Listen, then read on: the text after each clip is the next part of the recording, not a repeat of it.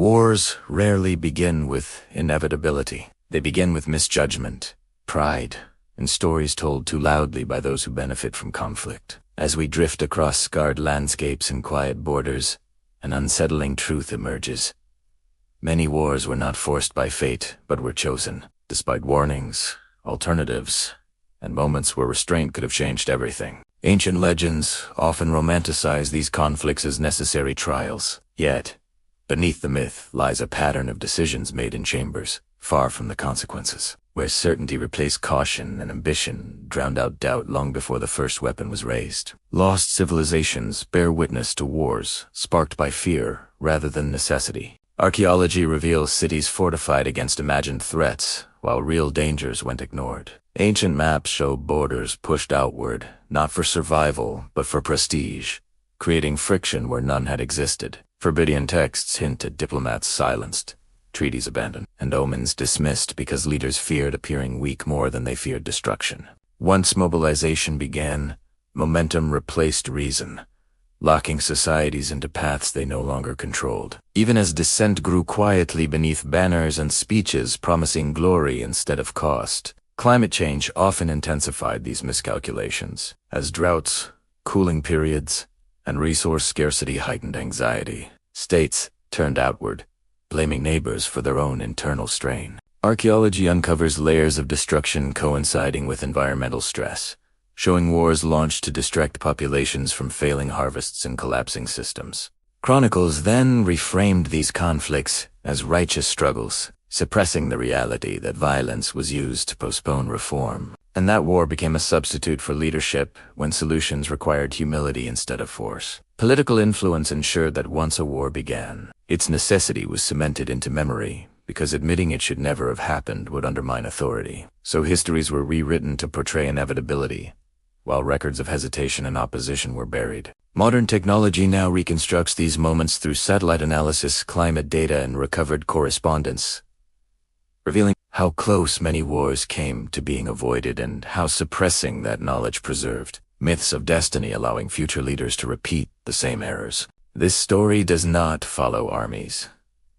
It follows decisions, the conversations, pressures, and fears that transform tension into catastrophe. Understanding the wars that should have never happened means confronting the moments when restraint failed. As we move deeper into these histories, the focus sharpens on how easily violence becomes normalized, and how often the true tragedy lies not in the fighting itself, but in the choice to begin when other paths still existed, waiting quietly to be taken. Have you ever wondered why some wars drag on, long after any hope of victory is gone? It's a dark but fascinating question. History shows that once the decision for war is made, everything else starts to bend around it. Logic gets twisted to justify the fighting. Doubt isn't seen as caution, but as betrayal. Societies convince themselves they're defending when they're actually expanding. Archaeology tells a revealing story. We've found ancient fortifications built asterisk after asterisk war was declared. This suggests leaders were more prepared with their narratives than they were with their defenses. They were crafting the story of the war before they even prepared for the reality of it. Forbidden texts, once hidden away, tell of peace envoys recalling moments when talks could have saved everyone. Compromises were offered, but leaders rejected them. Why? Because backing down was seen as a bigger threat to their power than losing the war itself. Once the machine of mobilization started consuming resources, the war itself became dismissed as naive or unpatriotic. Occasionally, forbidden letters surface correspondence from commanders admitting they were at a stalemate, exhausted, and filled with doubt. These documents were scrubbed from the official records because they threatened the illusion of control. And archaeology supports these private confessions. We find evidence of unofficial truces, where soldiers on the ground simply stopped fighting, despite their orders. Even in the midst of war, the human instinct for survival resisted its continuation. But instead of questioning their strategy, leaders often responded by tightening discipline. The war had to continue, not because it was necessary, but because its own existence had to be justified. It became a grim, self-sustaining cycle, where wars weren't fought because they could be won, but because admitting they were a mistake was simply unthinkable. After the fighting, the silence is always heavier. Wars that should never have happened leave no clean victories, only exhausted lands and fractured trust. Archaeology captures this void, finding it in abandoned fortresses, half-rebuilt cities, and fields left fallow long after any treaty was signed.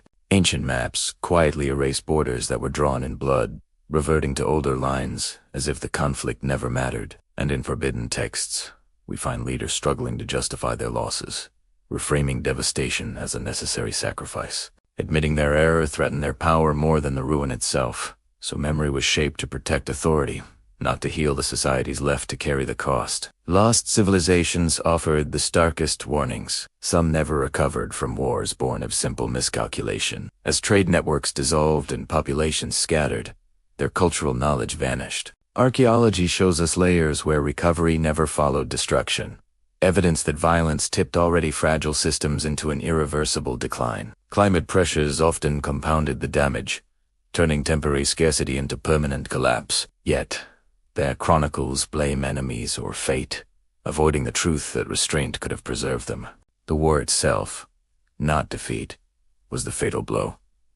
Delivered by choice, not necessity. Modern technology now revisits these endings with new clarity, aligning climate data, economic records, and demographic shifts. It shows how unnecessary wars shortened lifespans, weakened resilience, and reshaped entire regions for centuries. Yet, political influence still resists these conclusions. Admitting that past wars were avoidable implicates decision-making structures still in use today. So, public memory favors lessons of vigilance over lessons of humility, framing catastrophe as a cautionary tale against weakness, rather than against pride. What emerges is a pattern of suppression, not only during a war, but long after. Archives close, dissenting accounts fade, and commemoration replaces reflection. Archaeology becomes a quiet witness, preserving what official narratives cannot. It shows that survival often came from cooperation, not conquest, and that societies which endured did so by rejecting the logic that war was inevitable, even when their leaders insisted it was.